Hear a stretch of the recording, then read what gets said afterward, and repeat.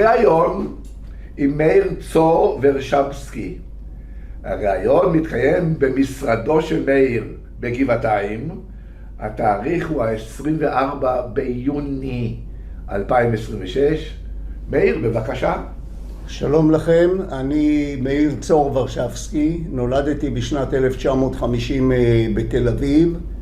להוריי צבי ורשבסקי שהיה קצין שריון בצבא הפולני הרוסי, ולאמי צילה ורשבסקי. גדלתי בתל אביב עד בהיותי בגיל 10 עברנו מהתחנה המרכזית החדשה שנבנתה מהאזור שם. היום. בתחנה של היום, כן.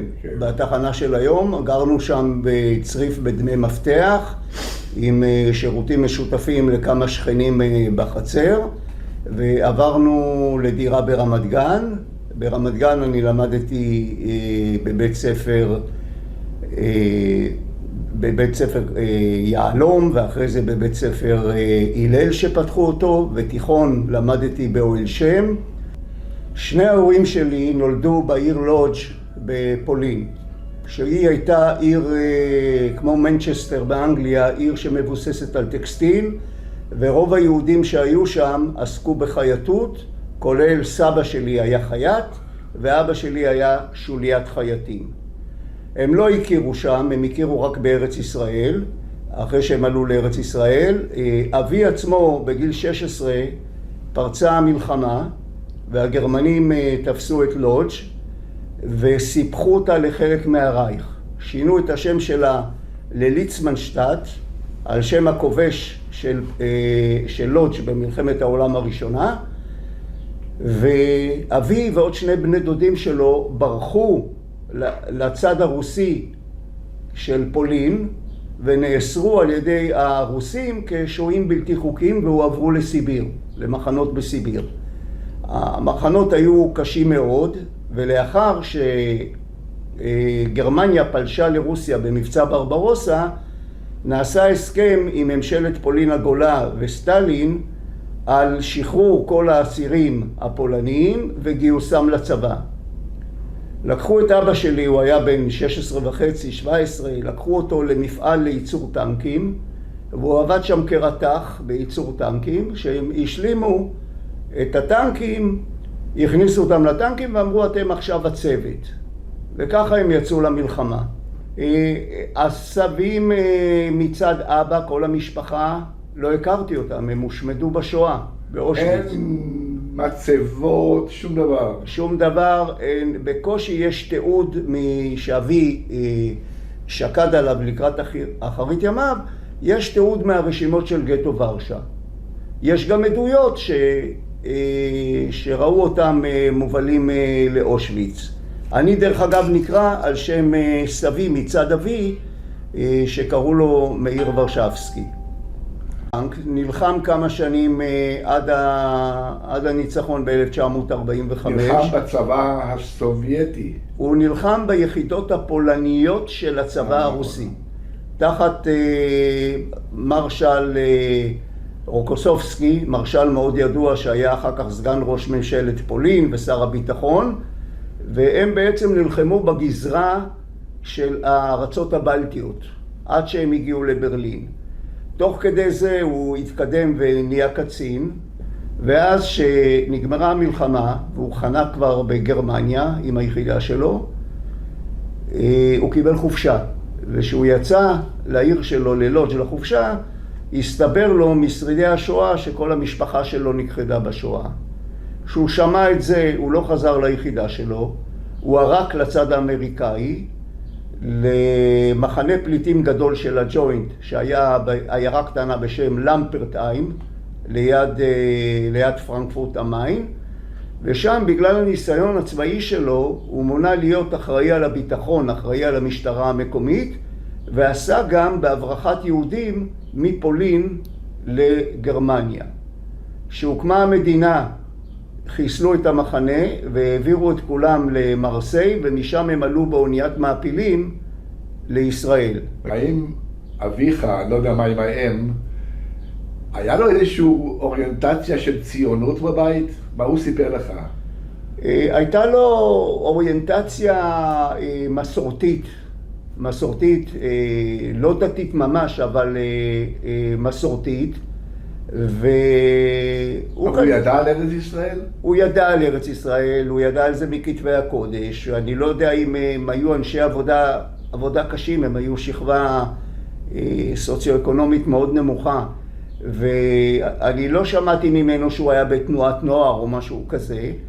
ומה שהוא ראה במלחמה, הוא כנראה הבין שהוא צריך לעלות לארץ ישראל. והוא פגש במחנה הפליטים גם הרבה חברים שלו מהעיר וגם הרבה קרובים שלו, שחלק ניכר מהם עבר לארצות הברית, והוא החליט שהוא לא עובר לארצות הברית. עכשיו, במחנה של הג'וינט הייתה גם פעילות של שליחים מהארץ, שטפטפו להם. והוא החליט שהוא עולה לארץ ישראל, והוא עלה באוניית מעפילים. איך שהם הגיעו לחוף, כבר המדינה, זה היה אחרי הכרזת המדינה, ישר לקחו אותו לצבא. צילה ורשבסקי לבית סלוטניצקי נולדה בלודג'. סבי, עליו השלום, מצד האמא, רבי יהושע זלוטניצקי, היה בחור ישיבה. זכיתי לחיות איתו עד שהייתי בגיל 39, הוא נפטר בשנת 89, שהייתי בן 39, והייתי מאוד קרוב אליו. אהבתי אותו מאוד. הוא לימד אותי תורה שבעל פה, והוא גם לימד אותי את פרשת השבוע לבר מצווה. והיחסים שלנו היו מאוד קרובים, והוא דיבר עברית נכונה של לשון הקודש, והיה מומחה גדול בדקדוק ובתחביר, ולמדתי ממנו הרבה. הוא גם גר לידינו והייתי מאוד קרוב אליו. סבתי נפטרה בערך שהייתי בן 3.5-4 מסרטן בתל אביב, ואני לא, יש לי זיכרונות עמומים ממנה, אבל מסבי יש לי הרבה זיכרונות. עכשיו, מה הסיפור של סבי? סבי בהיותו בחור ישיבה, למד בישיבה מאוד מפורסמת בברלין. עבר מלודג' לברלין ולמד שם. כשהוא חזר, אחרי מלחמת העולם הראשונה הוא חזר, והתחתן עם סבתי. ואז הסתבר בגלל שהוא לא היה במלחמה בפולין, שללו לו את האזרחות. עלה אז שלטון של מאוד אנטישמי בפולין אחרי מלחמת העולם הראשונה, שפולין קיבלה עצמאות, ודי יצרו את היהודים. ואז מכיוון שלא הייתה לו אזרחות, הוא נאלץ לעזוב את פולין, והוא עבר לדנציג, או גדנסק בפולנית, שהיא הייתה עיר בינלאומית תחת האומות המאוחדות, מה שקדם לאום, ושם הוא עבד בתור מלמד. לימד ילדים תורה וכל מה שקשור. כשהתחילה האנטישמיות כבר ערב מלחמת העולם השנייה בגדנסק, דנציג, ולהזכיר שמלחמת העולם השנייה פרצה בגדנסק, דנציג.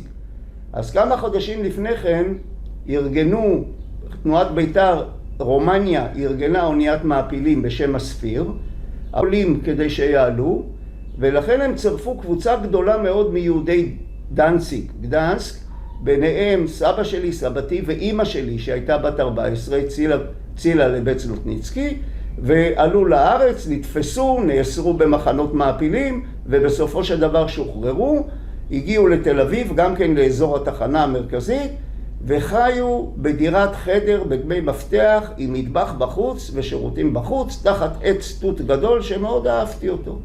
אמא שלי, בהיותה בת דתייה, התחתנה עם בחור דתי ב-1945. והם גרו בצריף בדמי מפתח באזור התחנה המרכזית. לילה אחד שהם חזרו ברחוב לוינסקי בתל אביב, חזרו לצריף שלהם, כנראה דרס אותם רכב צבאי בריטי. ויש שמועות שגם היה מעין חיסול ממוקד שרצו לחסל את בעלה, משה פרל, זיכרונו לברכה, שבהיותו פעיל במחתרת. משה נהרג ב-46. היו להם ילדים? לא, אמא שלי הייתה בהיריון. וכל ההיריון היא שכבה בבית חולים הדסה בשמירת הריון, עד שאחותי נולדה באוגוסט 1946, אחותי נולדה, וקראו את שמה משה, על שם אביה שנקרא משה. לימים, אבא שלי כאמור עלה לארץ ונלחם במלחמת השחרור. בשנת 49 הוא שוחרר ועבר לתל אביב, לא הכיר אף אחד, ישן על ספסלים בשדרות רוטשילד וחיפש עבודה, והוא לא היה היחיד, היו אלפים כמוהו. יום אחד עוברת איזו אישה ושואלת אותו, אתה הירש ורשבסקי? ושיתחה לו אלמנה עם ילדה קטנה יפהפייה. התחתנו, וכעבור שנה, ב-1950, אני נולדתי. יש לי זיכרון ממבצע קדש, הייתי בכיתה א' בבית ספר ביאליק. סבי, מכיוון ששני הוריי עבדו כל היום, סבי נהג להוציא אותי אחרי הלימודים לצריף שלו, ואחר כך היה מביא אותי לצריף שלנו.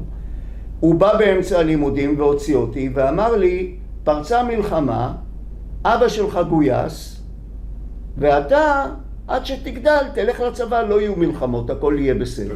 במלחמת ששת הימים, הייתי כבר בן 17, כבר ילד בוגר, נראיתי כמו חייל. מה שאני זוכר, שהבית ספר שלי היה בשיכון ותיקים ברמת גן, זה אזור של וילות, סמוך לירקון. העסיקו אותנו כמה ימים בחפירת שוחות. לא היה להם מקלטים, חפירת שוחות, תעלות שיהיה להם מיגון. לנו בבית עצמו היה מקלט תת-קרקעי, ואני זוכר שהייתה הפגזה של תותחי לונגטום מקלקיליה לכיוון רמת גן ותל אביב, וירדנו למקלט. אבל זה היה האירוע היחיד, ואני זוכר את גיסי, אחותי כבר הייתה נשואה, שהתגייס ובתקופת ההמתנה היה יורד, כבר היה לו הבן הבכור שלו כבר נולד, היינו יורדים איתו עד שהוא היה תופס טרמפ ליחידה שלו. אני ברור, אני רציתי ללכת לחיל השריון, להיות טנקיסט. כי שאלת את החבר'ה? לא, אנחנו, אתם צריכים להבין, בתקופה הזאת, חשופים בצריח של הסופר טבת, עם הסיפור של קהלני, היה התנ"ך שלנו. אנחנו קנינו את הספר ועיינו בו יום ולילה. ואנחנו אמרנו, אנחנו רוצים להיות, קהלני היה מודל, אנחנו רוצים להיות כמו קהלני.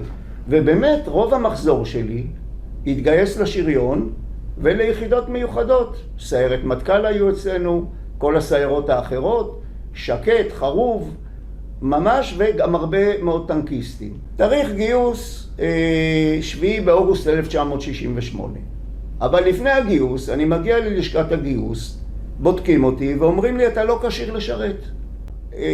הירך שלך כולה שרופה בצלקת אחת גדולה. אני נשרפתי בתנועת הצופים שהייתי בן 14. קביעה מאוד קשה שסחפתי אותה כמה חודשים טובים, ואמרו לי, הצלקת יכולה במאמץ להיפתח. דבר שני, יש לך לחץ דם גבוה מאוד. באתי הביתה, אמרתי להורים שלי, מה זה לחץ דם? לא ידעתי. אז אמרו לי, כן, שנינו סובלים מלחץ דם, ואנחנו לוקחים כדורים. ואז הציעו לי להיות מדריך גדנ"ע, משום שבסוף חמישית עברתי קורס מ"כים בגדנ"ע. אמרתי, לא, אני התגייסתי לצבא כדי לעשות משהו משמעותי, אני לא מוכן. אז אמרו לי, אוקיי, באתי ללשכת גיוס, אמרו לי, משטרה צבאית. אמרתי, לא רוצה משטרה צבאית. הלכתי, ניסיתי להתנדב למשמר הגבול, משום שלמדתי גם ערבית בתיכון, מזרחנות. בסופו של דבר לא הבנתי מה עושים איתי, אני נוחת בבת 6 לטירונות ולקורס נהיגה. עברתי שם קורס נהיגה על מסעית, תוך חודש וחצי, חודשיים, הוצאתי רישיון, העבירו אותי לבית נבלה להיות נהג, בסיס הובלה בבית נבלה. מבית נבלה הייתי שבוע-שבועיים, הורידו אותי לסיני למלחמת ההתשה, לשלוחה קדמית של בית נבלה, שהייתה ברפידים, ושם נהגנו מסעיות למוצבים, בייחוד בלילות. היו גם נסיעות מנהלתיות בתוך סיני, הכרתי ככה את סיני טוב מאוד. ותקופה קצרה מאוד הייתי שם, והיו גם נסיעות למוצבים שבאותה תקופה היו במלחמת ההתשה. הנסיעות שם השתמשנו בעיקר ברכב שנקרא זיל, רוסי, רכב כבד שיש לו אווירות טובה, משום שהרבה פעמים נסענו בדרכי עפר ובמעקפים כדי לא להיות חשופים על הכבישים.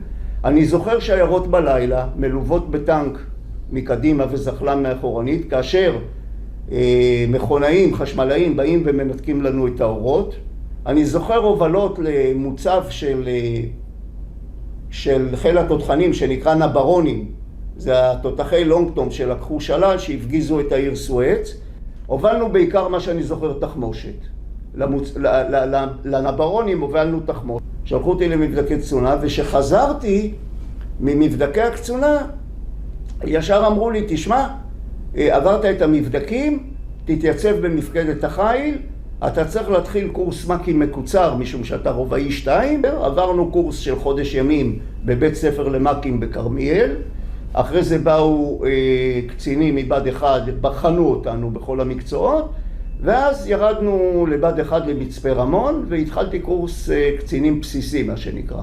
הבסיס היה חדש, הוא בדיוק עבר מסירקין. הוא היה ממש חדש, דגדש, מאוד מרשים, אבל הפלוגה שלנו לא היה לה מקום, וצה"ל מאוד גדל אחרי מלחמת ששת הימים. הקימו הרבה אוגדות חדשות, והכשירו המון קצינים, ובין היתר לקחו אותנו, אנחנו היינו 5.5 חודשים בצבא בלבד, לקחו אותנו שנהיה קצינים. ולא היה מקום, אז הפלוגה שלי בכלל ישנה במאהל, באוהלים. רק להתקלח או לימודים היינו הולכים למבנים. ועשינו את זה בחורף 69, קור אימים, נתנו לנו 7 שמיכות, לא היה לנו שקי שינה, לא שום דבר, ונחשפתי לחבל ארץ שלא הכרתי אותו, עם הרבה מסעות, עם הרבה תרגולים, וזו תקופה מבחינתי מאוד מכוננת, הייתה מאוד מכוננת. סיימנו את בה"ד 1 בקיץ, עברנו לבה"ד 6 להשלמה של מה שנקרא היום לוגיסטיקה. בעיקר התמחיתי שם ולימדו אותנו הובלת שיירות, משום שלהוביל שיירות של נהגים זה דבר מאוד ארוך שתופס מה שנקרא זמן אווירות של נקודה הוא גדול מאוד. אתה צריך לשמור מרחקים, אתה צריך להתגונן בפני הפגזות. כשסיימתי את הקורס בספטמבר 69, סיימתי את הקורס, נשארתי להדרכה, ובמשך 1.5 שנה בבה"ד 6 הדרכתי בהשלמות חיליות וקורס משקים. פה אני רוצה לציין משהו מאוד מיוחד. בבסיס אצלנו עצמו היו מגייסים אנשים לתגבור במלחמת ההתשה, למוצבים, לעבודות ביצורים וכדומה. בנוסף, מלחמת ההתשה, וזה הדור שלנו זוכר, אבל אנשים, גם שאני מדריך בלטרון היום, אפילו חיילים לא יודעים מה זה מלחמת ההתשה. נפלו שם המון. כל יום, לפעמים נפלו מספר אנשים ביום, לפעמים 10. קומנדו המצרי היה עובר ושם מערבים. נחטפו חיילים למצרים. ושהם היה נופל חלל, היחידה שלו הייתה ממשיכה להילחם. היו מעבירים את החלל לתל השומר, ובהלוויה שלו היחידה לא הייתה משתתפת. אנחנו, שהיינו ביחידה עורפית בבה"ד 6 בבסיסי הדרכה, הייתה לנו תורנות בעצם ללוות את ההלוויות האלה כמשמר כבוד ונושא ארון. ויש לי כל מיני זיכרונות מזה, עד היום אפילו עד היום שאני עובר באזור בית החולים תל השומר לקריית אונו, אני עובר ברמפה שנמצאת עד היום. והרמפה הזאת הייתה חלק מיחידת רפואה, ששם היו מאשפזים חיילים, חולים לא במצב מסוכן, שלא יעמיסו על תל השומר. ואת החללים היו מכינים לקבורה ביחידה הרפואית הזאת. ומתוך המחסן הזה שנמצא עד היום, והרמפה שנמצאת עד היום, היינו מגיעים עם 2 קומנדקרים, יוצאים לבית הקברות ושם היינו נפגשים עם המשפחה. אחד ישבו נושאי הארון ללא נשק, קומנדקר שני ישב משמר הכבוד, הרב ואני. אני הייתי מפקד משמר הכבוד. ויש לי יש לי זיכרונות מזה שאני נוסע בכביש הזה, אני רואה עדיין את הרמפה. הרמפה הזאת נמצאת שם. 1.5 שנה הייתי בבת 6, הדרכתי בקורס קצינים. במסגרת ההדרכה בקורס קצינים, בין הקורסים, היו לנו רק 2 קורסים בשנה, של 3 חודשים כל אחד, עסקנו בהכשרה של גדודי תחזוקה באוגדות שריון. באותה תקופה הצבא החליט שנושא התחזוקה לא יהיה במסגרת החטיבות, במסגרת חטיבה הייתה פלוגת תחזוקה, אלא לאגד את כל הפלוגות של 3 החטיבות שריון שיש באוגדה, ולהפוך אותם לגדוד תחזוקה במסגרת אגד תחזוקה. לוגיסטיקה הייתה בכל המלחמות ההיסטוריות. אלא מה? שפה עיקר הכוח של הצבא, כתוצאה ממלחמת 6 הימים, היה בשריון. השריון זה יכול לגמוע, הטנקים יכולים לגמוע מאות קילומטרים ולהכריע את הקרב. אבל זה שטנק רץ קדימה, הוא מוגבל בדלק, הוא מוגבל בתחמושת. ויש לנו 2 דוגמאות ממלחמת העולם השנייה, איך קרבות נכשלו בגלל לוגיסטיקה. הדוגמה הראשונה זה רומל, פילדמרשל רומל, הגרמני, שפלש לצפון אפריקה ועשה בית ספר לבריטים. הוא ידע להפעיל שריון, הוא ידע להפעיל תותחים, הוא לקח תותחי נ"מ והפך אותם לתותחים נגד טנקים ועשה לבריטים שמות. אלא מה? הוא כל כך הצליח שקווי ההספקה שלו היו ארוכים, והמשאיות, הטריילרים שהובילו את הדלק, שתו את כל הדלק עד שהגיעו לטנקים. וזה זאת אחת הסיבות שהוא נכשל בקרב, שמונטגומרי בסוף ניצח את הקרב. הסיפור השני זה בשלהי מלחמת העולם השנייה, בקרב על הבליטה בארדנים. היו שם טנקים הכי חדישים, לאף אחד מבנות הברית לא היו טנקים בסדר גודל הזה, הטייגרים הכי חדשים. נסמכו על כך שהם יתפסו את מאגרי הדלק ברוטרדם של האמריקאים. והם לא הצליחו לתפוס את מאגרי הדלק האלה. המג"ד המפורסם, שהוא היה גם רצח במלודי 78 שבויים אמריקאים, נגמר לו הדלק. הוא נתן הוראה להבעיר את הטנקים וחזר ברגל לגרמניה. והלקחים האלה הביאו לתפיסת תחזוקה חדשה, שבעצם היא מבוססת על זה שלכל גדוד יש דרגים, והדרגים, יש שם תחמושת, יש שם דלק, מספיקים למשך קרב מסוים.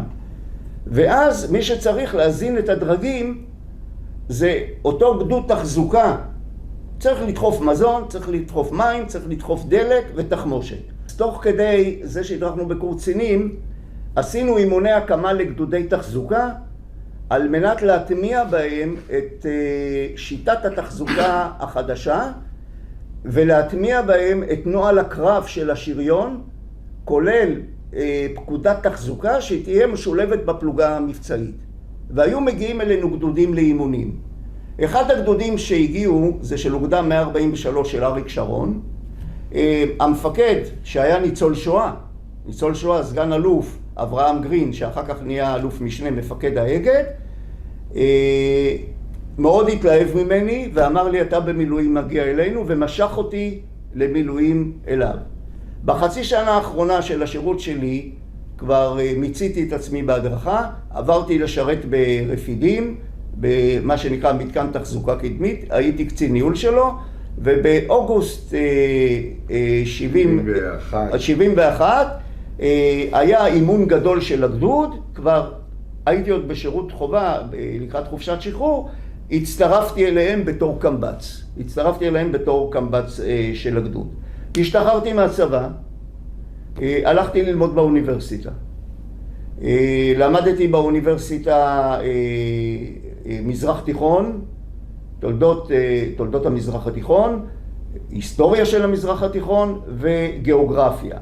בגיאוגרפיה התמחיתי בגיאוגרפיה עירונית, ולאט לאט הנושא של תכנון עירוני משך אותי.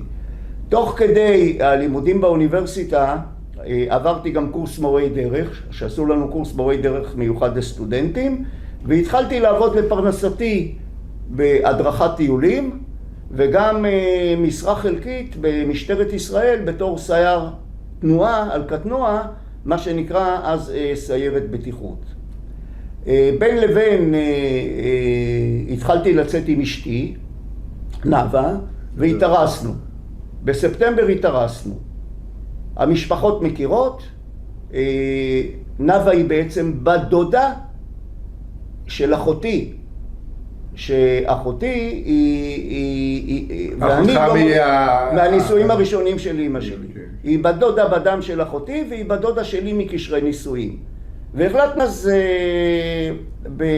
תוך כדי זה עד אז יצא לי פעמיים לעשות מילואים בסיני עם פלוגות שמירה. יצאנו פלוגות שמירה לשמור על מתקנים, אם זה ברפידים, בג'בל יאלק, ברומני.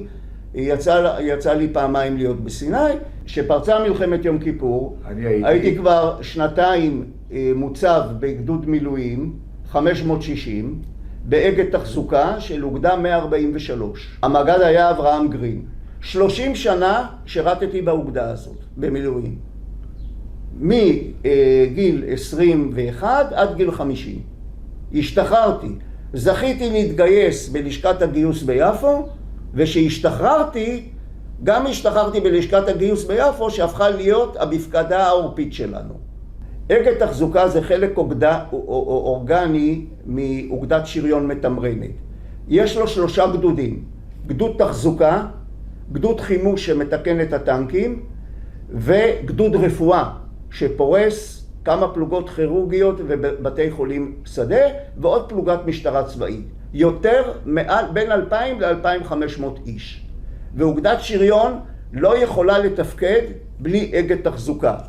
אני רוצה להראות לכם ספר שנקרא צליחה, שכתב אמירם מזוב, חוקר היסטורי שעשה לדעתי עבודה יוצאת דופן, שנתנה לי אחרי המלחמה את תמונת הקרב הכולל של חציית התעלה. הלוא סך הכל אני התמקדתי בגזרה מאוד צרה של המלחמה. הייתי בציר עכביש ושחצינו את התעלה. שקוראים בספר שלו על הסד"כ של אוגדה 143, סדר הכוחות של אוגדה 143, מוצאים 3 חטיבות שריון, חטיבת הצנחנים של דני מת, גדודי צליחה של הנדסה קרבית, אבל אין שום דבר על אגד תחזוקה, כאילו שאין אגד תחזוקה. ואחת המטרות שלי, אני חוזר עוד פעם ברעיון הזה, להביא את סיפורם של אגד תחזוקה ושל הגדוד ששירתתי פה. טוב. מה תפסה אותי? ביום כיפור, בבוקר, הייתי אצל ארוסתי בבית, אצל נאווה, ולא הלכתי לבית כנסת בבוקר. אמרתי לה, ההורים שלי בחיים, אני לא צריך להגיד קדיש, אני אלך לקראת תפילת נעילה. אבל לא אמרו לכם המפקדה כבר להיות מוכנים? לא. לא ידעת? לא. בערך ב-10 בבוקר מתחילים טלפונים אליה, הביתה. יום כיפור לא עונים לטלפון. עוד פעם טלפון זה. אמרתי, תשמעי, ההורים שלך הלכו לבית כנסת, אולי קרה משהו. בואי נענה, היא עונה, אבא שלי על הטלפון. באו לגייס אותך, תבוא מהר הביתה. לקחתי את הקטנוע שלי, הנעתי, רחובות ריקים, הגעתי הביתה, אני הייתי בגלל התפקיד שלי בחלוץ אוגדה. זאת אומרת, מהראשונים שצריך לגייס את החלוצי. אזורים. את החלוץ אוגדה. היו לי 2 חיילים, קצין הנדסה וחובש, שהייתי צריך בתוך בני ברק, בארקורט של בני ברק. לקחתי את הקטנוע, נסעתי שם, קיללו אותי, זרקו אותי, נכנסתי לבית כנסת, הם כבר ידעו משהו. זה היה בפרדס כץ, הוצאתי את קצין ההנדסה, לא הכרתי אותו לפני כן, הוצאתי אותו, אמרתי לו, הולך הביתה, יש לך צו, מלחמה. הלכתי לחובש, אמרתי לו גם כן, תלך הביתה, חזרתי הביתה, לקחתי קיטבק, התייצבתי בסניף בני עקיבא, בשיכון ותיקים, ברמת גן, ליד אוהל שם, חיכינו, רק ב2 הגיע אוטובוס שלקח אותנו למחנה פלוגות, ליד קריית גת. במחנה פלוגות התחלנו להצטייד, והתחלנו לגייס רכבים אזרחיים. היו לנו מאות רכבים בגדוד, חלקם מעט מאוד היו רכבים סטנדרטיים צה"ליים, וגייסנו הרבה סמי טריילרים, הרבה טנדרים, הרבה מסעיות כבדות, והתחלנו למלא, היינו צריכים לנסוע לבסיס דלק, לבסיס תחמושת, להתמלא, ובערב התחילה התנועה כבר לכיוון סיני. ציר באר שבע, ניצן, השפטה, את הציר הזה שהולך לאבו עגלה, הציר המרכזי, ובין לבין הסתבר שמי שהיה הקמב"ץ המיתולוגי של הגדוד היה בארץ, הוא כבר שעה בחוץ לארץ, הוא היה באותה תקופה בארץ, הוא גם מתייצב, ומינו אותו בגלל שהוא היה הרבה יותר מנוסה ממני להיות הקמב"ץ, ולי נתנו תפקיד לקחת את יתרת הגדוד שנשארה, מכיוון שהכרתי את סיני טוב מאוד, הן ממלחמת ההתשה והן מהשירות שלי בחצי שנה בסוף, ולא היו מפות, לא היו מפות לכולם, הובלתי את שארית הגדוד לרפידים. תראה, הצבא היה מאוד עני אז. למשל, מובילי הטנקים היו דיימונטי ישנים כן. של מלחמת העולם השנייה, שזה היה ראש ועגלה. אבל היו גם קונטרקטורים. מעטים מאוד, מעטים מאוד. אני עברתי עוד את הרישיון הנהיגה שלי על דיימונטי. כשאני הייתי בהובלה על דיימונטי, היו מספר מאוד של קונטרקטורים, רק הגיעו. אז באזרחות גייסו גם גייסו את הסמי-טריילרים מהאזרחי. עכשיו, כל הגיוס נעשה באותה שיטה שמגייסים חייל. לכל רכב יש כרטיס ויש לו צו גיוס. ומתרגלים את זה. אני בשירות החובה שלי, שהדרכתי בבת 6, עשיתי הרבה תרגילים כאלה בתור שופט. למשל, גייסנו מאות אוטובוסים להוביל את החיילים. יש נהגי אוטובוסים שהם חיילים קרביים. החברות אוטובוסים יודעים שבשעת פקודה הם צריכים להכין בחניון מסוים, למשל ברחוב רוזן בתל אביב מעבר לירקון, היה שם מוסך דן, אני פעם הייתי מפקד תרגיל, הם צריכים להקצות 60 אוטובוסים. עכשיו אוטובוסים בצבא זה היו טייגרים לילנדים, ועשו משהו מאוד חכם. הם לא שימשו רק להובלת חיילים, אנשים לא יודעים את זה. הייתה שיטה שהיו לוקחים את המושבי עץ, מפרקים אותם, מסובבים אותם לכיוון החלון, והופכים אותם למנסה לאלונקות. ואני ראיתי במלחמת יום כיפור אוטובוסים שפינו פצועים מהקרבות לכיוון הארץ, פצועים לא קשים, באותה שיטה. יש יחידות שנקראות יר"ם, יחידת רכב מגויס. הם מגייסים ושולחים את זה לגדודים. אבל הם חלק מהלוגיסטיקה. הם חלק מהלוגיסטיקה, אבל הם ברמה המטכ"לית, הם נשארים בארץ. הם עושים את הגיוס בארץ, בוחנים את הרכב, מוציאים לו כרטיס, ושולחים את הרכבים אלינו לגדודים. הגענו לרפידים, והתמקמנו בין היבא, יחידת בקרה אווירית, לבין המתק ברפידים. זה נמצא הכל צפון מערבית ממפקדת האוגדה. ומה ידעתם שקורה? הבנו בהתחלה, תוך כדי נסיעה, ראשית כל, הכביש היה פקוק לגמרי. בצד ימין נסעו טנקים, בצד שמאל נסע החתם, התותחים המתנאים, והרכבים, המון מהם נתקעו, ואנחנו באמצע יושבים בפקקים. עולים אוטובוסים עם בחורות, שמפנים את כל הבחורות מהקו הראשון ומרפידים ומבירתמדה ומהמיתלה, את כל הבחורות, ואז שראינו שמפנים את הבחורות, הבנו כבר שקורה פה משהו רציני.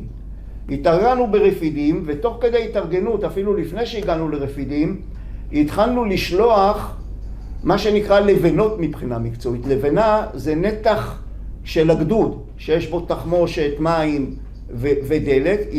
התחלנו לשלוח תוך כדי הקרבות כדי להחליף את הדרגים. הדרגים הושמדו.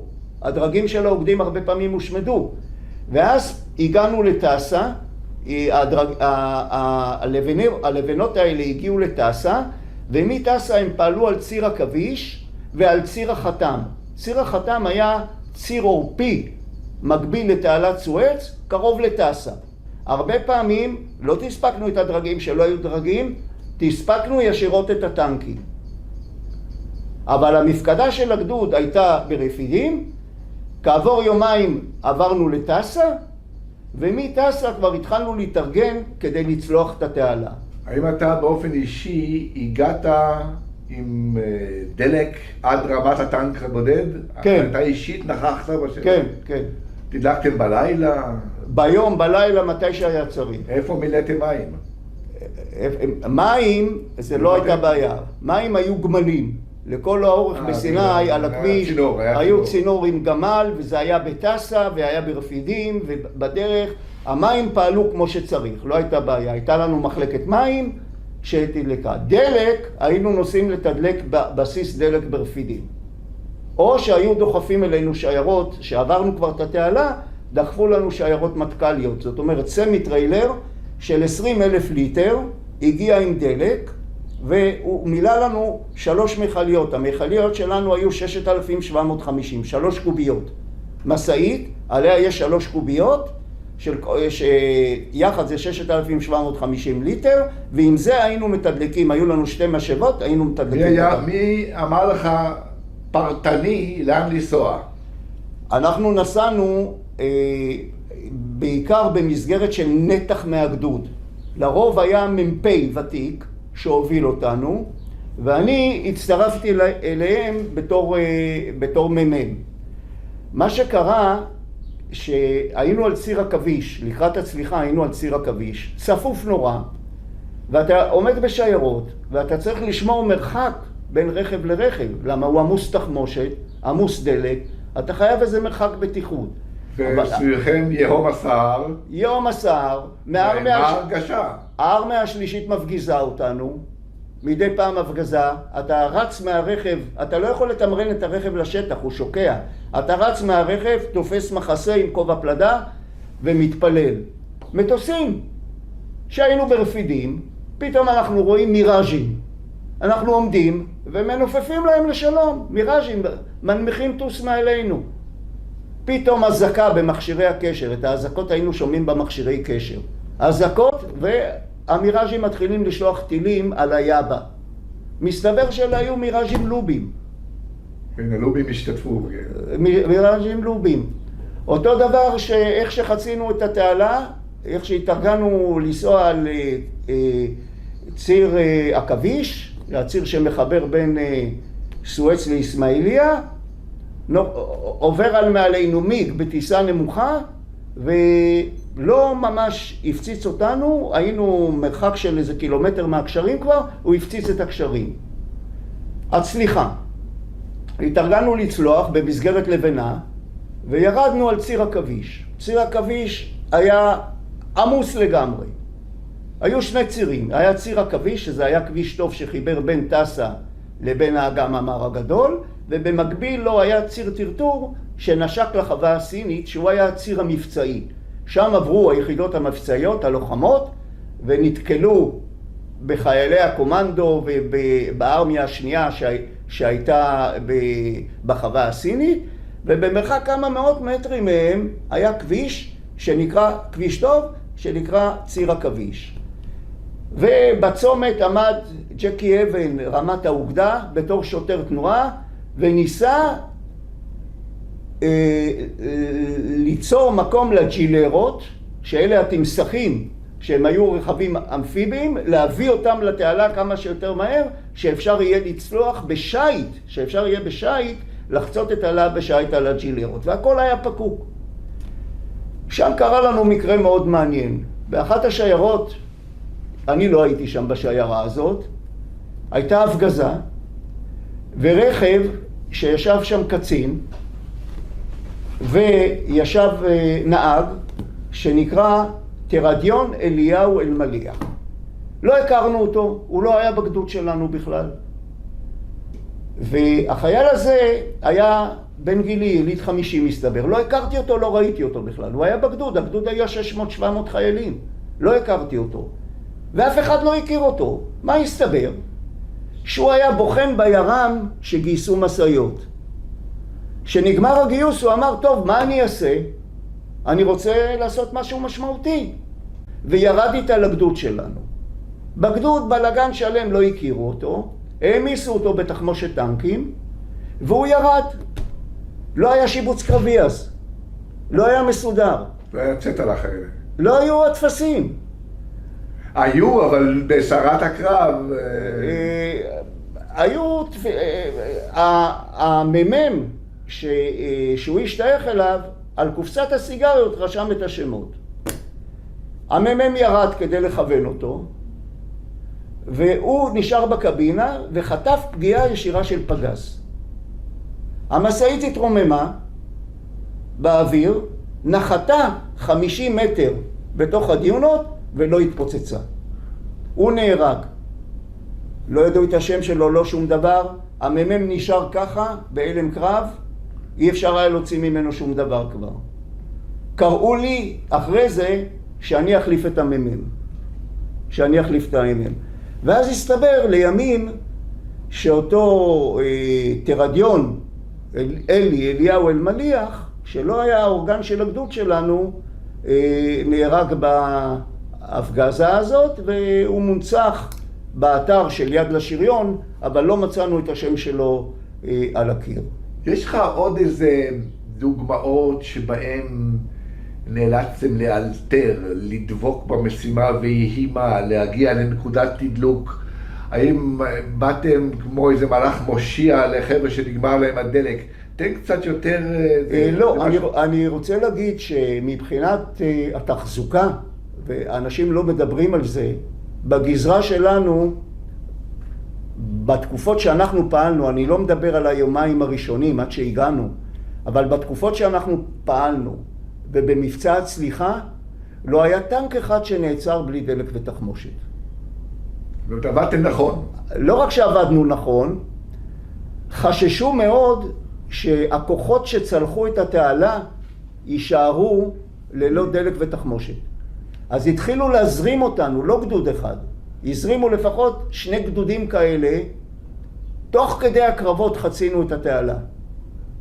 ומבחינת הדלק, אנחנו היינו בנויים בפלוגת הדלק, הייתה לנו מעבדה עם האי דלק, הייתה לו מעבדה עם ארגזים מאוד משמעותיים, הוא תפס משאית שלמה.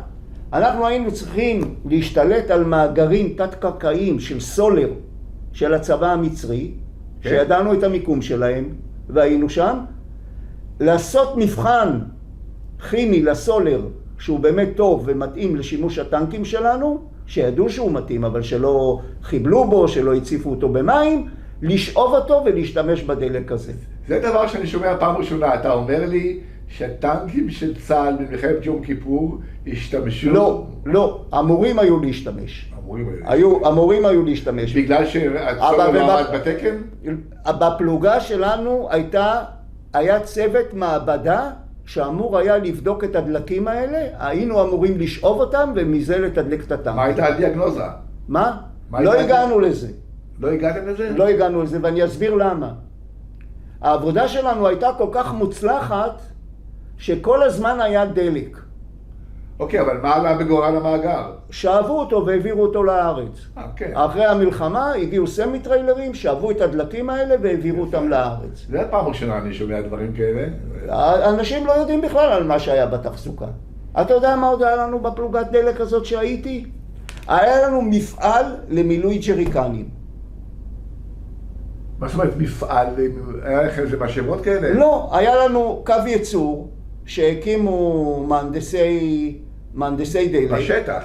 בשטח, היו לנו מסעיות שהיה עליהם קו ייצור. היינו פורסים את קו הייצור, והיה שם סרט נע. היינו מתחברים למכלית דלק, והג'ריקנים היו עוברים בסרט נע עם פיות מסוימות שהיו ממלאים אותם עד הסוף, ואחרי זה היו סוגרים את המכסה של הג'ריקן. וזה היה בצורך שאתה צריך למשל הזחלמים. הזחלמים נסעו אז על דלק, הם היו מנועי בנזין, הם צרכו המון דלק. אז אתה היית צריך לתגבר את הזחלמים, את הג'יפים, את הרכבים המנהלתיים, היית צריך לתגבר בג'ריקנים. לא היה צורך. עכשיו אתה יודע מה פירוש השם ג'ריקן?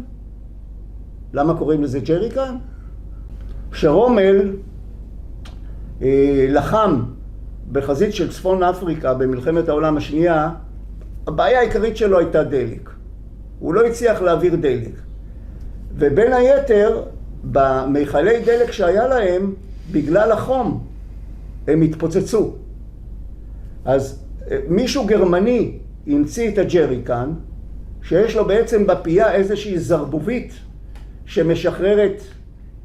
שמשחררת את הלחץ כתוצאה מהחום, והבריטים שתפסו את זה שלל כל כך התלהבו מזה, שהתחילו להשתמש בזה, וקראו לזה ג'ריקן, מיכל של ג'רי. ג'רי זה כינוי של גרמני.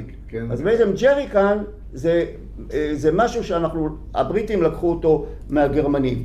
אבל התחזוקה הייתה בסדר גמור, לא השתמשנו במעבדה, לא השתמשנו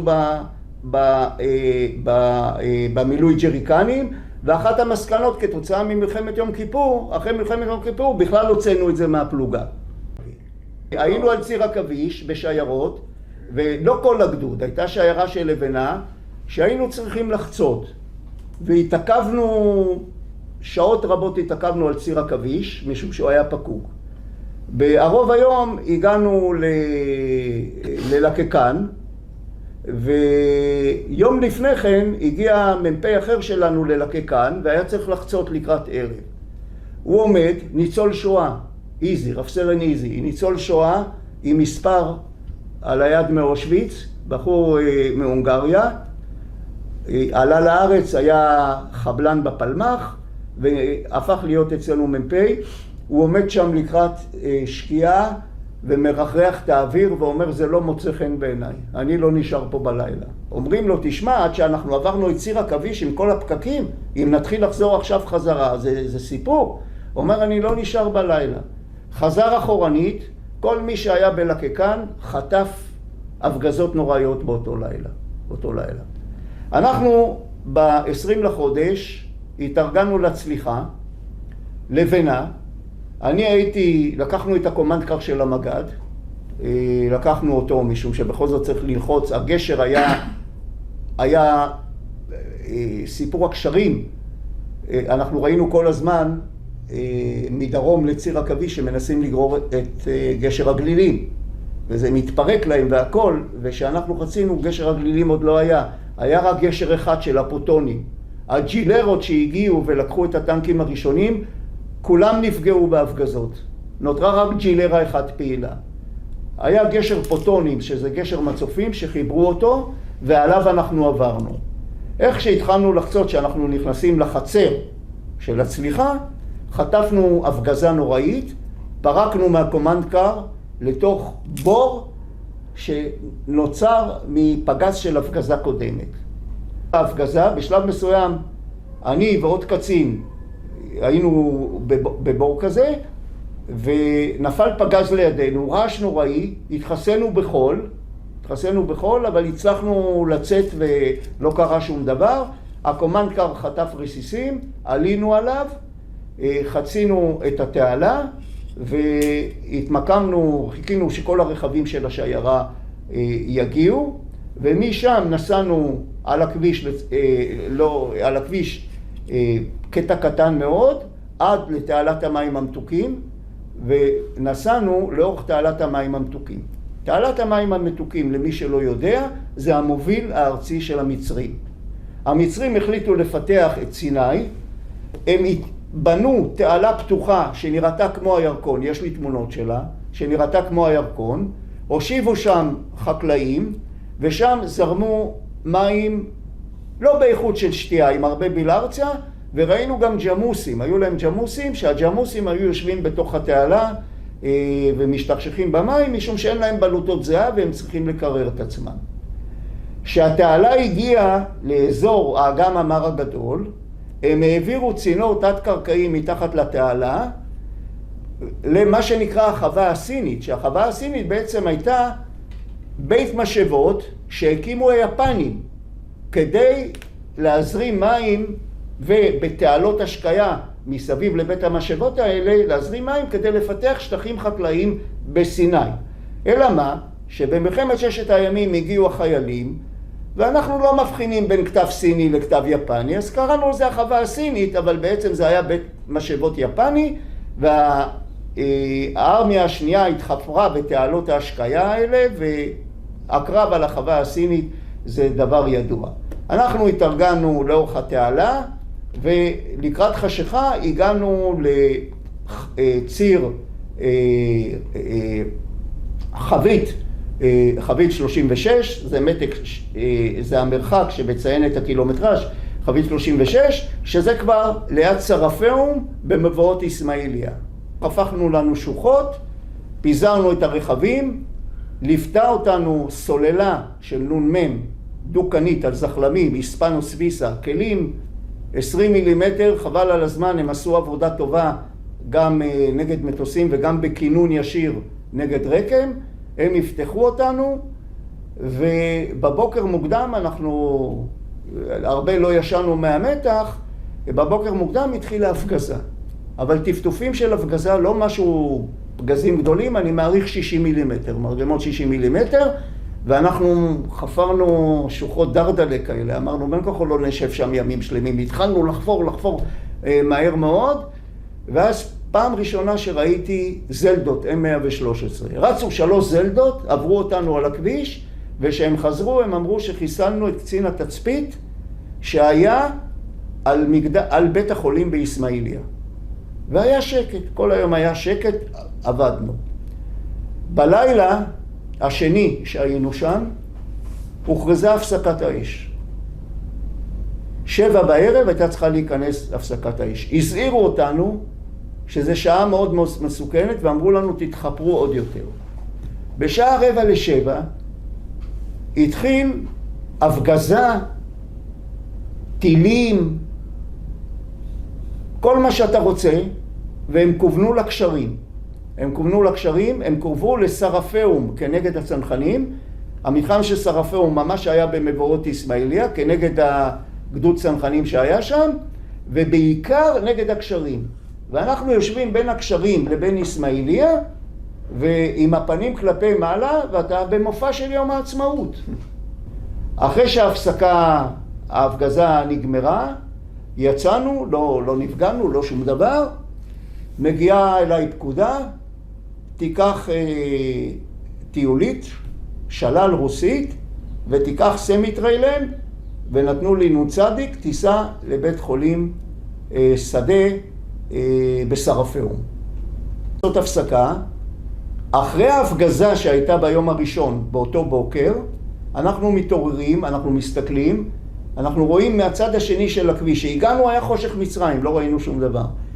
מהצד השני אנחנו רואים גדוד גישור עם טנקים ירוקים, טנקי גישור סובייטים, כאילו שיצאו מהאריזות בניילון, עומדים במסדר. לקחתי כמה חיילים, בעיקר מכונאים בסדנה, עברנו ככה בדריכות, ואז מסתבר שיש שם מסעיות, אוצר של מסעיות. לקחנו מסעיות, הבאנו אותם לגדוד, אני לקחתי טיולית, שהפכה להיות הרכב שלנו, שיש לי תמונה שלה, טיולית רוסית תוצרת גז, 8 צילינדרים, נסעה, שתתה הרבה דלק, נסעה. את אותה טיולית לקחתי איתי, שהזעיקו אותי לבית חולים שדה שנפרש בסרפאום, בעוד סמיטריילר, אמרו לנו, אתם צריכים לפנות את הפצועים לפאיד. ניסו להנחית מסוק, הייתה סערה מאוד גדולה, אובך רגיל, הדליקו אבוקות, שום דבר. הטייס בקשר אומר, אני לא רואה שום דבר, אני לא נוחת. בשלב מסוים אמרו לי, תעמיס את הפצועים על הטיולית ועל הסמיטריילם ונוסעים לפאיד. בפאיד היה שדה תעופה ויחידת רפואה מאורגנת, הכל. התחלנו להעמיס, ואז מישהו בא עם רעיון לקחת את הסמיטריילר שלנו ואת הטיולית שלי, להעמיד אותם משני צדדים, לפתוח אורות מלאים, מתקשרים עם הטייס, הוא אומר אני רואה את זה, ונוחת. נוחת סופר פרלון, והתחלנו לפנות את הפצועים, ובסופו של דבר אנחנו לקחנו 6 מההרוגים שהיו שם, והובלנו אותם לרפידים. זאת אומרת, האם אפשר להגיד שבהגדרה, החלק והייעוד שלכם זה גם פינוי פצועים? לא, זה לא הייעוד שלנו. הייעוד שלנו זה גדוד תחזוקה. להזכיר לך, בהגה תחזוקה יש גדוד מקביל שלנו שהוא גדוד רפואה, עם הרבה רופאים. כן, לא משנה. אבל הרבה פעמים קרה לי גם בשנות מילואים אחרות, באינתיפאדה ובמקומות אחרים, שאנחנו היינו מתגברים אחד את השני. אם היה חסר לו רכבים, אני הייתי מביא לו רכבים. אם היה חסר לו חיילים נושאי אלונקות, אנחנו היינו מביאים לו חיילים שלנו עבדנו במקביל, אבל זה לא הייעוד שלנו היה. אנחנו הגענו לנקודה הצפונית ביותר שלנו ביומיים הראשונים שנקראת חבית 36, שזה פאתי אסמאעיליה. אחרי זה יצאנו להתארגנות לכיוון לקקן, בגדה לסיני חזרה. כל היחידות הגיעו יחד, חצינו את התעלה עוד פעם אחרי הפסקת האש, לא בקרבות, והתמקמנו לא רחוק מצומת צח ליד פאיד.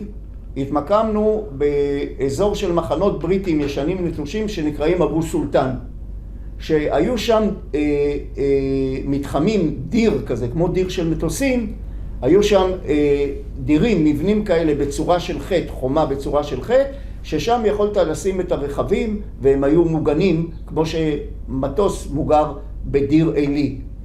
המצור על הארמיה השלישית בדיעבד, המלחמה והניתוק של הארמיה השלישית בגזרת סואץ נעשתה יומיים אחרי זה, אבל בחלק הדרומי בעיר סואץ אנחנו היינו באסמאעיליה, לא היינו שם.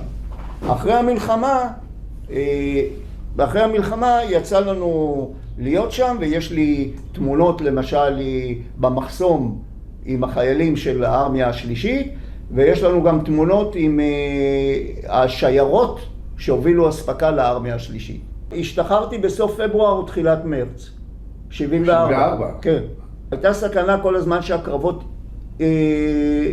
יחודשו, ואז אם הקרבות יחודשו המצרים יפציצו את הקשרים, ואז אנחנו היינו צריכים, היו שם 3 אוגדות, אנחנו היינו צריכים להחזיק מלאי שיספיק גם להיות אם תרחיש כזה יקרה, שנוכל לתספק את אוגדות השריון. עבדנו מאוד קשה ב5 חודשים האלה, משום שהיה לנו מאגר גדול של משאיות שהיו צריכים לכל מיני עבודות, והיה לנו מאגר גדול של כוח אדם. בתקופה הראשונה עסקנו יחד עם היחידה לפינוי שלל, בפינוי דלקים, פינוי הרבה ציוד שהצבא המצרי השאיר. עסקנו בזה הרבה. במקביל, חששו עלו מהתקפת אגד, אז 100 קילומטר ה-101 עד אסמאעיליה, היו פרצות מסוימות ששם חשבו שהשריון המצרי יפרוץ, ואנחנו מיקשנו קילומטרים על גבי קילומטרים. גדוד ההנדסה שהיה כפוף לאוגדה, עשה את העבודה, הם חפרו כל איזה מטר שוחה, התפקיד שלנו היה להוביל את המוקשים, לפתוח את הארגזים, לקחת את המוקש לשים בשוחה, החבלן היה מגיע אחרי זה, דורך את המוקש עם המרעום, ואנחנו היינו מכסים את השוחות. עבדנו בזה תקופה ארוכה מאוד, ואז שפינינו בסוף שפינו את הגדה המערבית, עשינו את אותה פעולה הפוכה. שתבין איזה כמות מוקשים שם שמו. מהארגזים של המוקשים, שהם ארגזי אורן יפהפיים, אמריקאים, המוקשים היו אמריקאים, ארגזים עם 2 ידיות סיזל, בנינו אמפיתיאטרון והקרנו סרטים 8 מילימטר. זאת אומרת, הייתה כמות, אנשים לקחו חלק מהארגזים ובנו צריפים. היה כמות עצומה של מוקשים, אני לא יכול לנקוב במספר, אבל זאת הייתה עבודה מאוד מאוד קשה. אני השתחררתי מהמלחמה, חזרתי לאוניברסיטה, הייתי שנה שלישית, התארגנתי להתחתן, משום שהחתונה שלי נדחתה. חשבנו להתחתן בדצמבר, אבל אמרנו לעצמנו, גם אשתי נאוה גויסה, היא הייתה בגדוד הקשר של פיקוד מרכז, היא השתחררה בדצמבר, וקשה להסביר את התחושה הזאת, אבל כשישבנו שם, לא ידענו מתי נשתחרר. אנשים דיברו שאולי זה יהיה 4-5 שנים, כמו במלחמת העולם השנייה, והתבבים של חופשות. אותי לא הוציאו, משום שהייתי רווק וסטודנט, ולימודים בין כה וכה לא היו. לא הוציאו אותי לחופשות, הייתי כל הזמן, הייתי החייל והקצין הכי צעיר בגדוד, הייתי בן 23, וחזרתי ללימודים, השלמתי. החלטתי לעשות שינוי כיוון אחרי שנה שלישית. המדינה נתנה לי שנת לימודים חינם בגלל שהייתי במילואים. המשכתי ללמוד לתואר שני תכנון עירוני, תכנון ערים באוניברסיטת תל אביב. ב-75 התחלתי לעבוד בעיריית רמת גן במחלקת תכנון.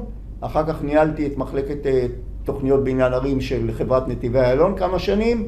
ותוך כדי זה למדתי שמאות מקרקעין, לימודי חוץ בטכניון, ומ-1982 אני שמאי מקרקעין עצמאי, כבר 44 שנה, ואני עוסק בעיקר בשמאויות וליווי של תוכניות בניין ערים.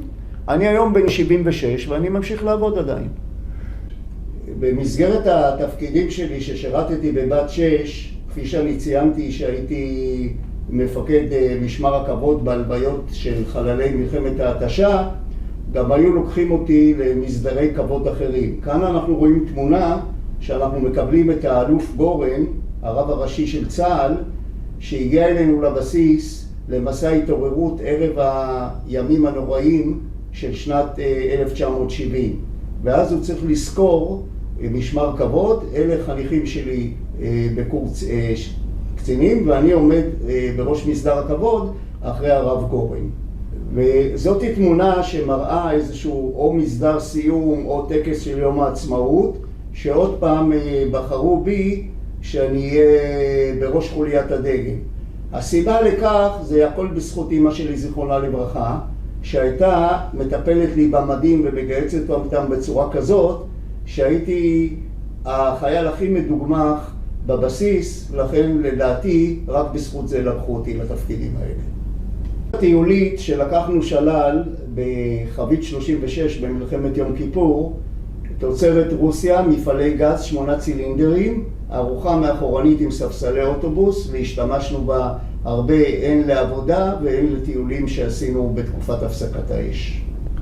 תמונה מייצגת ממלחמת יום כיפור, זה על הציר שנקרא בין העיר סואץ לאסמאעיליה. אלה בעצם אבני מייל, אבני קילומטרים שהבריטים הניחו במלחמת העולם השנייה, שהם השתמשו בכבישים האלה, ועדיין נשארו בתקופה שהיינו במלחמת יום כיפור. זו תמונה בעיר סואץ, בגבול המאולתר, בינינו לבין הארמיה השלישית. המשאית שאתם רואים מצד שמאל זה חלק משתי משאיות שלל ששמו אותם אחת מול השנייה, חיברו אותם בכבל, והכבל הזה היה בעצם קו הגבול שהכוחות ידעו לא לעבור לצד המצרי של העיר סואץ. אם אתם רואים ליד המשאית בין החיילים, רואים כמה שוטרים צבאיים של הארמיה השלישית יושבים ומשחקים שש-בש. גם תמונה שאני מאוד אוהב להראות אותה ואני שולח אותה דיגיטלית כברכה בפסח בדרך כלל, ערב פסח שעזבנו את מצרים וחזרנו והשתחררנו עם שלט, זאת כל המחלקה שלי, ויש שלט מעל הקבינה, זאת מכלית דלק, מעל הקבינה של מכלית הדלק, שכתוב הביתה. זה של אבי זיכרונו לברכה, שהוא היה בערך בגיל 21-22, סגן בצבא הפולני במסגרת הצבא הרוסי, קצין שריון על טנק T-34. וזה מתחתיו? מתחתיו, הוא ביקש ממני לקראת השחרור שאני אעשה תמונה באותה תנוחה, באותה פוזה, כמו שהוא הצטלם. אגב, זאת התמונה היחידה שהוא הצליח להביא מחוץ לארץ, אין לנו יותר תמונות שלו. ואז אני שכחתי מזה בכלל, וכבר גידלתי שיער, והוא ביקש ממני שאני אעשה תמונה, אז לבשתי את המדים, את החולצת דקרון שהייתה לי. זה אתה. ואני עשיתי את התמונה הזאת, כן. אני משתתף בזה עשרות שנים במרוצי מרתון מלא בישראל ובחוץ לארץ, זאת תמונה משנת 2011 במרתון תל אביב, שנבחרה לתמונת פרסומת לג'ילט. בקיר במשרד אני אספתי את כל המדליות שקיבלתי בתום התחרויות של הריצה, 41 תחרויות רשמיות של מרתון מלא, ועוד הרבה תחרויות של חצי מרתון ו10 קילומטר. בשנים 2021-2022 דורקתי במקום שני באליפות ישראל בטבריה למרתון כבישים מלא לקבוצת גיל של 70 פלוס. ב-2025 דורקתי מקום שלישי במרתון תל אביב לגילאי 75 פלוס. אני רציתי להתנדב ולעשות משהו משמעותי. מבחינת שהגיל שלי, אחרי שהשתחררתי בגיל 50 משירות מילואים, הייתי ממשיך הלאה, אבל פרקו את האוגדה משום שהיו טנקים ישנים מאוד מגחים, והציעו לי להיות איזשהו קצין מטה פקיד בהגה תחזוקה של גייס. ולא התאים לך? לא התאים לי, אז לצערי שמרתי זוג מדים ונעליים גבוהות, ואמרתי, אם תהיה מלחמה, בטח יקראו לי. אז עברו שנים, הנעליים התפוררו, אשתי אמרה, צריך את המדים לתת בהחזרת ציוד למשטרה, ורציתי לעשות משהו משמעותי. עכשיו, כיוון שלפרנסתי עבדתי במקביל בתור שמאי מקרקעין, תמיד נמשכתי לנושא של ידיעת הארץ, הנצחה, כתיבת מאמרים. אני שומר על רישיון של מורה דרך. הדרכתי במשך 20 וכמה שנים בקיץ טיולים בחוץ לארץ. יש לי רישיון, עוד בתקופה שנתנו רישיון, הרישיון שלי הוא 007, רישיון מספר 7 להדרכת טיולים בחוץ לארץ, אבל המדינה ביטלה את הרישיונות האלה לאורך זמן. והנושא של ידיעת הארץ מאוד מושך אותי כתחביב, כולל היסטוריה והיסטוריה צבאית, ואני מתעסק עם זה הרבה. אני גם מחדש את רישיון מורה הדרך שלי כל שנה, הוא עדיין תקף. רציתי לעשות גם משהו לנפש, אז התחלתי להדריך טיולי עומק שקשורים בנושא של תכנון ערים ושמאויות ומבנים שאני נתקל בהם בשמאויות. בין היתר אני גם הייתי שמאי שליווה את תוכנית השימור בתל אביב, כל התביעות שהיו נגדה והיטלי השבחה, ויש לי היכרות טובה מאוד עם חלקים בעיר תל אביב ששומרו, שמיועדים לשימור, ובהתנדבות למוסדות, ליצרה, לגמלאים, לארגונים, לגמלאים של שוטרי גבעתיים, להדריך טיולים, וכמובן בלשכה המקצועית שלנו, של לשכת שמאי המקרקעין בארץ, אני מדריך אותם מדי פעם בטיולי עומק שקשורים גם בפן המקצועי. בשלב מסוים בקורונה פניתי ליד לשריון ואמרתי להם, תראו, אני גם מורה דרך, גם שירתתי באוגדת שריון, מכיר טנקים, מכיר את הקרבות, אני מוכן לבוא לעזור בהדרכה, במערכי שיעור, במה שצריך. להפתעתי, כעבור חודשיים קיבלתי תשובה, קראו לי. המנכ"ל חנן ראיין אותי ואמר שזה טוב שיהיה מדריך גם שהוא לא טנקיסט, אלא מדריך שיש לו גם איזשהו מבט על כל נושא התחזוקה ומבט אלי על רחב יותר מה שלאיש צוות טנק, והתחלתי להדריך שם לפי קריאה שהיו קבוצות מיוחדות, תיירים בחוץ לארץ, חיילים, בני נוער, מכינות צבאיות, מגוון מאוד. בצוות ההדרכה היו 5-6 חיילים בשירות חובה. בשלב מסוים לפני כמה חודשים החליטו בצבא שלא יהיו יותר מדריכים חיילים, לקחו את המדריכים החיילים, ואז נשארתי מדריך יחיד. וכמובן שאני גם עובד, יש לי משרד, לא יכולתי לפנות את עצמי כל יום להדרכה. אז התחלתי לארגן קבוצה של קציני שריון, בעיקר קציני שריון ומורי דרך, שהם גם מורי דרך, חלקם לא מורי דרך, שיבואו ואני אכשיר אותם בתור מדריכים. ובאמת הצלחנו לגייס כ-20 חברים, העברנו להם השתלמויות והעשרות, וחנכתי אותם בהדרכות, והיום יש לנו קבוצה פעילה בעיקר של 12 מדריכים, שכל זוג מדריכים בא יום בשבוע, בלטרון, שוהה ביד לשריון, שוהה שם מ-10 בבוקר עד 3-4 אחרי צהריים, קבוצות מוזמנות מראש או מזדמנים, הם מאוד מרוצים מזה, זה ממש נותן להם הרבה סיפוק, וגם קהל היעד מאוד מרוצה שהוא רואה קציני שריון וחיילי שריון, ויש ביניהם גם חייל חי"ר אחד וחייל שהיה בנ"מ, ואנשים בגילאים בין 70 ל-80 שמגיעים ומדריכים אותם, מספרים להם גם את הסיפור האישי שלהם, וזה נחשב פרויקט מאוד מוצלח. נאוה אשתי הכרתי מאז שאני מכיר אותי, את עצמי. היא בעצם בדודה בדם של אחותי, ואני מכיר את המשפחות. לפני מלחמת יום כיפור איזה שנה וחצי, פגשתי אותה בהלוויה של דוד משותף. והתחלנו לדבר, היא אמרה לי שהיא סטודנטית והיא מחפשת עבודה, וסידרתי לה עבודה בסיירת בטיחות, אותו גוף תנועה שעבדתי בו, והיא באה לעבוד, ולאט לאט התעתקו הקשרים בינינו, התארסנו והתחתנו בחודש אפריל 74. נולדו לנו 3 בנים, בגילאים כיום בין 40 ל-50, יש לנו גם נכדים. 2 מהבנים שלי שרתו בתור לוחמים, אחד בגדוד חרוב, ואחד היה קצין הנדסה בגדוד 601 ו-603, ועוד אחד שירת בתור צפר, צופן פענוח רדיו, בגזרה, בחטיבה המזרחית בלבנון. אנחנו ממש לא.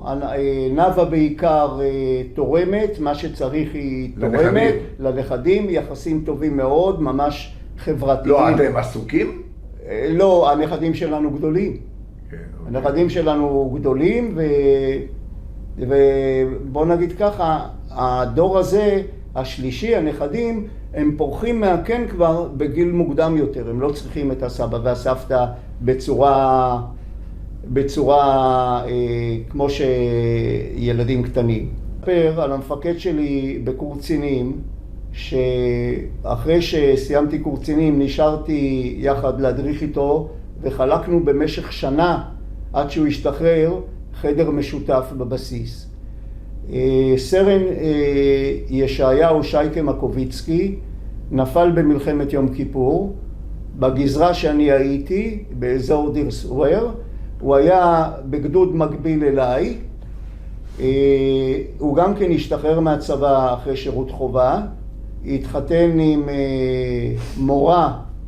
מורה חיילת שהייתה לנו בבסיס, איילה, והוא נפל במלחמת יום כיפור ולא היו לו ילדים. שייקה היה גאון, אדם חכם מאוד, הצליח מאוד בלימודים. באוניברסיטה הוא התחיל ללמוד שנה לפניי, והיה לנו קורס משותף אחד לפחות שהיינו יושבים ונפגשים. הוא מאוד הצליח, נחשב כוכב עולה בתחום הכלכלה ומנהל עסקים, ועבד אצל פרופסור חבש, חיים בן שחר, שהיה מאוד ידוע בתחום הזה, וניבאו לו עתיד גדול מאוד. אגב, הוא נקרא על שם דודו שנהרג במלחמת השחרור במתקפה של מטוסים מצריים. הוא מונצח גם כן בקיר ההנצחה ביד לשריון, ואחותו עוסקת הרבה בהנצחה שלו, ולאחרונה הוציאה ספר נוסף שאני רשמתי שם איזה דף לזכרו מתוך הזיכרונות שלי. להגיד לסיכום שהמטרה שלי הייתה בין היתר להביא לידיעה ולתעד את עבודת אגד תחזוקה בכלל, והגדוד שאני שירתתי אותו 30 שנה מה שאתם צריכים להבין, זה לא גדוד של לוחמים. זה גדוד שתמיד, הייתי אומר בצחוק, אם אני צריך להסתער ולצעוק אחריי, אני אמצא את עצמי לבד וכל החיילים יישארו מאחורני. ומצד שני, אנחנו היינו חלק מאוגדה לוחמת, אז פעמים רבות אנחנו עשינו מילואים, בייחוד בתקופת האינתיפאדה, עשינו מילואים יחד עם היחידות הלוחמות, משום שהיה לנו מאגר גדול של נהגים, חופשים וקשרים. אלה 3 מקצועות שתמיד חסר בצבא. ובתקופה מסוימת שהיו תאונות דרכים קשות מאוד בצבא, החליטו שקומנדקרים ומסעיות שמובילים חיילים באינתיפאדה יהיו רק נהוגים בידי חיילי מילואים ותיקים. וככה מצאנו את עצמנו אין ספור בתקופות אינתיפאדה בעזה, וגם פעם אחת יצאנו קצינים, פלוגה של קצינים, לגזרת רמאללה, ליווינו שם את האוטובוסים של התלמידים. מחזור אחד לפנינו, על ג'יפ כזה פתוח, ג'יפ סיור פתוח, ללא מיגון, ללא שום דבר, למרגלות כפר רס קרקר, חטף בקבוק תבערה והצוות שלו נשרף. היה שם כתב הידוע משה נוסבאום, שבילה כמה חודשים בבתי חולים עם פציעה קשה מכוויה, ואנחנו מחזור אחריו שהגענו לעשות את התפקיד הזה. כמו שכבר מובן, הצבא צועד לא רק על קיבתו, אלא על נושא של שירות סיוע לוגיסטי, וזה לא מהיום וגם לא מאתמול. אבל צריך לספר את הסיפור של הלוגיסטיקה. לא תמיד אנחנו מספרים על צנחנים ושריון ואנשים שבתומכי הלחימה שבלעדיהם שום דבר לא יקרה, כמו צוות קרקע בחיל האוויר. גם הם, חלקם חשוב כמעט בצורה שווה. לכן זה חשוב שהנקודת מבט שאתה מעלה את חלקה של הלוגיסטיקה בכלל בצבא המודרני הנלחם, ואני מודה לך על העדות המאוד מאלפת הזאת. תודה רבה.